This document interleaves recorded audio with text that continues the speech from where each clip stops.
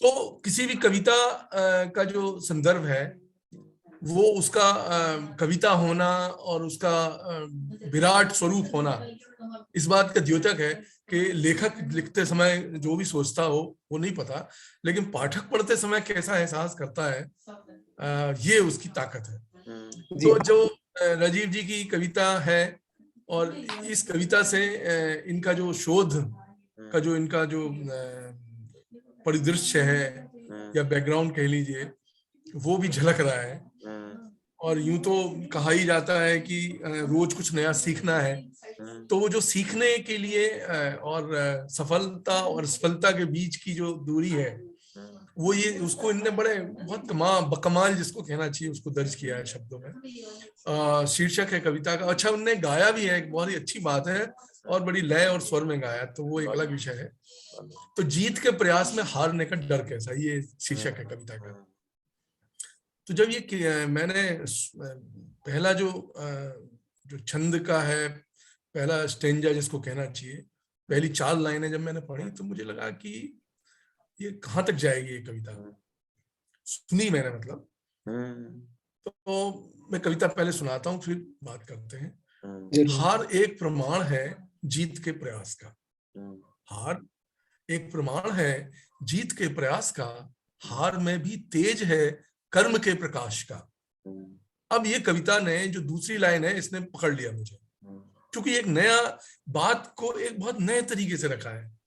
और जब मैं इसको पढ़ रहा था तो मुझे वो याद आ रहा था कि कोशिश करने वालों की हार नहीं होती, और मतलब हाँ, पर प्रश्न यहाँ एक दूसरे संदर्भ में, वहां हार एक का पक्ष जो है थोड़ा उसको हार को थोड़े से नीचे संदर्भ में रखा जा रहा है उस कविता में। इस कविता में ये हार को नीचे संदर्भ में नहीं कह रहा, ये कह रहे हैं हार में भी तेज है कर्म के प्रकाश का। हार में भी जो ताकत है उसको ये उजागर कर रहे हैं, इसलिए बड़ी कविता है। फिर अब आगे लिख रहे हैं कि जीत हार के बिना वीर का समर कैसा, जीत के प्रयास में हारने का डर कैसा, जीत के प्रयास में हारने का डर कैसा। ये लाइन जो है इनकी हर स्टेंजे के बाद आ रही है। फिर आगे बढ़ती है कविता कि वंश का कुछ भी नहीं है वीरता से वास्ता, एकलव्य तुम स्वयं का खुद बनाओ रास्ता, वीर का सहचर सदा से एक केवल शौर्य है, कर्म के तोड़ीर में भाग्य का हो शर कैसा, जीत के प्रयास में हारने का डर कैसा। मुझे लगता है कि अब ये पूरी कविता राजीव जी सुनाए तो ज्यादा अच्छा है। मैं भी जी जी नहीं, आपने बहुत बहुत धन्यवाद। सबसे पहले तो राहुल जी का उनके नाम से मैं परिचित हूँ क्योंकि मनीष भैया बार बार आपका जिक्र करते रहते हैं। अच्छा। और जी जी आपका, भार्गव जी का, मैं समूह में हूँ लेकिन बहुत क्षमा के साथ ये बोलने में अच्छा लग रहा है कार्य की व्यस्त, क्योंकि मैं यहाँ यूनिवर्सिटी में पोस्ट डॉक हूँ और टीचिंग में भी इन्वॉल्व हूँ बैचलर और मास्टर लेवल में, तो बहुत व्यस्तता रहती है। अभी ये देखिए कर रहा हूँ, इनका एनुअल एग्जाम चल रहा है तो मैं दफ्तर में हूँ।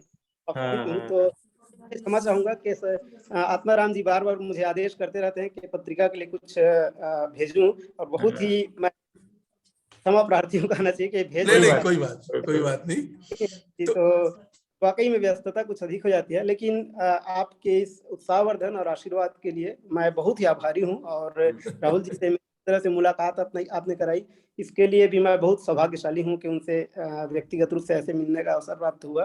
आपने बहुत सही तरीके से मेरी मनोभावनाओं को या मेरे विचारों को आपने पकड़ा है।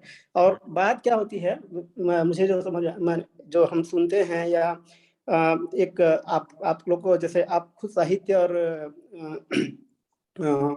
साहित्य लिटरेचर के उससे आते हैं आप, तो आप जानते ही होंगे कि जैसे भारत में जो उर्दू स्कूल है, माने उर्दू गजल का जो स्कूल है, उस पे मुख्य रूप से दो स्कूलों को माना जाता है, देवबंद का स्कूल और रामपुर का स्कूल।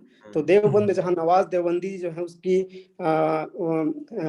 एक तरह से मैंने उसका प्रतिनिधित्व करते हैं, वैसे ही रामपुर स्कूल से ताहिर फराज साहब आते हैं। अच्छा। और बहुत मकबूलियत से जिनको सुना जाता है। तो काफी अच्छे उनके अशार हैं और गजल हैं, बहुत खूबसूरत ऐसे। तो मुझे याद है दुबई मुशायरा में 2012 में जब वो पढ़ रहे थे तो वो बोल रहे थे कि शेर या गजल एक ही होता है, उसको पढ़ने वाले हजार होते हैं, और वही एक ही शेर होता है, लेकिन उसी शेर को एक आम आदमी पढ़ रहा है, उसी शेर को एक साहिबे दिल वाला आदमी पढ़ रहा है, तो उसके कई पर्दाओं में उसके जाके वो मायने उसके। वैसे ही दूसरी बात है कि हीरा एक होता है, लेकिन हीरे की परख जौहरी को होती है, कि जब जौहरी वो हीरा देखता है उसमें क्या क्या वो देख लेता है। तो आत्माराम जी के द्वारा मेरे कविता को देखने और उसके विश्लेषण करने को मैं ऐसा ही लेता हूँ कि जब कोई साहिबे दिल वाला आदमी, जब कोई जौहरी हीरे को देखता है तो वो उसमें कितनी बारिकियां देखता है। इसके लिए मैं बहुत बहुत पहला उनका धन्यवाद। और अपनी कविता शुरू करने से पहले मैं बहुत अभी जल्दी में था, जब इसे पोस्ट कर रहा था, बहुत जल्दी थोड़े ही समय में एक छोटी सी भूमिका मैंने भी लिखने का प्रयास किया था, और उसकी गहराई को मैं अपने हिसाब से एक बार फिर रखने का प्रयास करूंगा कि क्यों मैंने ये भूमिका लिखी, क्यों ये आवश्यक थी। तो मैंने एक 4 लाइन की भूमिका लिखी कि, और ये मेरे YouTube के चैनल में जहाँ मैं एक कविता डाला हूँ, मेरे नाम से ही चैनल है, तो वहाँ के उसके डिस्क्रिप्शन में है, तो मैं 2 मिनट के लिए आपके लिए ये पढ़ना चाहूंगा, आपका ध्यान भी रखूंगा, और अगर कोई त्रुटि आप बताएंगे भी जी। तो मैंने ऐसे लिखा था कि जीवन में अक्सर ऐसे अवसर आते रहते हैं जो किसी संग्राम से कम नहीं होते, या फिर यूं कहें कि पूरा जीवन ही एक संग्राम है। यहाँ जीतना भी है, यहाँ हारना भी है, यही सत्य है। सिर्फ जीत जीत और सिर्फ हार ही हार नहीं, दोनों है। ये सिर्फ एक सिक्के के 2 पहलू जैसे हैं। इन्हें अच्छा या बुरा, साहस या कमजोरी, उत्सव या मातम, खुशी या हताशा, इनके बिन से नहीं देखा जाना चाहिए। इतिहास में ऐसे अनगिनत योद्धा हुए हैं जिनको इसलिए याद किया जाता है कि वो डटे रहे और अपनी जान लगाकर लड़े। हो सकता है वो विजयी ना रहे हों, या उनके प्रतिद्वंदी, उनके शत्रु उनकी तुलना में सहस्त्रों गुना अधिक ताकतवर रहे हों, लेकिन फिर भी वो पीछे नहीं हटे। उन्होंने युद्ध किया और बहुत शौर्य से युद्ध किया, और इसीलिए उनका कद और उनका सम्मान उनके विरोधियों से भी अधिक है। अब ये राम के परिप्रेक्ष्य को लाना आवश्यक इसलिए है कि अगर आप मेरी कविता के बंद को देखेंगे तो जैसे एकलव्य का बंद है, कर्ण और अभिमन्यु का बंद है, लक्ष्मीबाई जी का बंद है, तो ये तीनों एक तरह से अगर हम आखिरी परिणाम को देखेंगे तो दुर्भाग्यवश ये हार या मृत्यु के इनका सामना इन्हें करना पड़ा, जीत इनकी नहीं हुई। तो पढ़ने वालों को जो बहुत ज्यादा गहराई में जाना चाहें, उनको सिर्फ यह न लगे कि मैं हार की पैरवी करने के लिए कविता लिखा हूँ, इसलिए मुझे राम वाले संदर्भ को भी लाना पड़ा कि राम जीते। और इसीलिए मैंने यहाँ पर लिखा कि जी, राम इसलिए महान नहीं है, इसी में आगे मैंने लिखा है कि राम इसलिए महान नहीं है कि उन्होंने रावण से युद्ध जीता। राम इसलिए महान है कि साक्षात विष्णु रूप और सर्वशक्तिशाली होते हुए भी और अद्वितीय ऐश्वर्य संपन्न राजसी कुल में जन्म लेकर भी एक साधारण तपस्वी के रूप में जंगलों में रहते हुए निषाद, मल्लाह, मरकट जैसे बहुत ही साधारण लोगों का साथ पाकर भी युग के सबसे शक्तिशाली राक्षस के गृहनगर में जाकर उसके अहंकार को ललकारा और बुराई को चुनौती दी, और एक साधारण इंसान के शौर्य चेतना को उन्होंने स्थापित किया हमारे बिंब में, जिन्होंने पूरी शक्ति अपनी जीवटता सिर्फ सामना करने पर केंद्रित किया हो, वो हार जीत से निरपेक्ष इतिहास के अमर चरित्र हो गए हैं। हार और जीत, ये गीता का सार भी है कि हार और जीत एक बिंदु मात्र है और हमारा यह संपूर्ण जीवन वहां तक की यात्रा है। तो मेरा विचार है कि हार और जीत से अलग हमारे जीवन की श्रेष्ठता इस यात्रा को गौरवशाली बनाने में है। तो मैं इस यात्रा के विषय में लिखना चाह रहा हूँ। तो वहाँ हार भी है और जीत भी, इसलिए मैंने राम के संदर्भ को भी रखा है, ताकि ये ना हो कि सिर्फ हार, मैं समझ रहे हैं कि हार को महिमा मंडित या हार के लिए, हार और जीत दोनों हैं। महत्वपूर्ण हार और जीत का परिणाम नहीं है, महत्वपूर्ण है कि हम कितने शौर्य से लड़े। तो मैं कुमार विश्वास जी का कोई इंटरव्यू देख रहा था, उसमें भी उन्होंने जिक्र किया था कि इतिहास में लड़ाइयाँ इसलिए नहीं लड़ी जाती हैं, इसलिए याद नहीं की जाती कि कौन जीता या कौन हारा, इसलिए भी याद की जाती है कि किसने सीने पे गोली खाई और किसने पीठ पे गोली खाई। तो ये वो बात है कि हम सामना करते रहें, परिणाम जो होगा वो होगा ही, लेकिन अगर परिणाम जैसा भी हो, हमारी इस यात्रा को, हमारे सामना करने के साहस को याद रखा जाएगा। तो ये उस साहस, उस यात्रा के बारे में है। और अब अगर आपका आदेश हो, शायद मैंने ज्यादा वक्त ले लिया। नहीं, और यहाँ पे वक्त की कोई सीमा नहीं है, जितना वक्त लेना उतना ले लो, कोई सीमा नहीं है। बहुत अच्छी, मैं बहुत इस बात के लिए मैं आपकी बहुत प्रशंसा करना चाहूंगा और बहुत स्वागत करता हूँ, क्योंकि मैं रिसर्च के बैकग्राउंड से आता हूँ, और हम लोग मुझे ये चीज थोड़ा सा, जैसे मैं बहुत सारे जगहों पे कई बार मेरा चयन कुछ कॉर्पोरेट नौकरियों के लिए हुआ, लेकिन मुझे 9 बजे जाके वहाँ टैप करो और समझ रहे, मुझे ये सीमाओं में बंधने वाला चीज जो है थोड़ा सा मैंने व्यक्तिगत, आप समझ रहे हैं ना, तो हाँ इसलिए समझ गया, बिल्कुल बिल्कुल।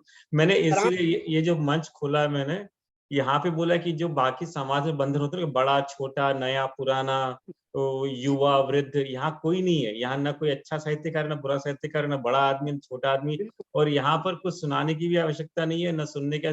जिसको जब आना है आए, जब जब जब जाना तो भी कोई सीमा नहीं है यहाँ पे, कोई सीमा नहीं। आप खुलेआम जो आपको करना है करिए।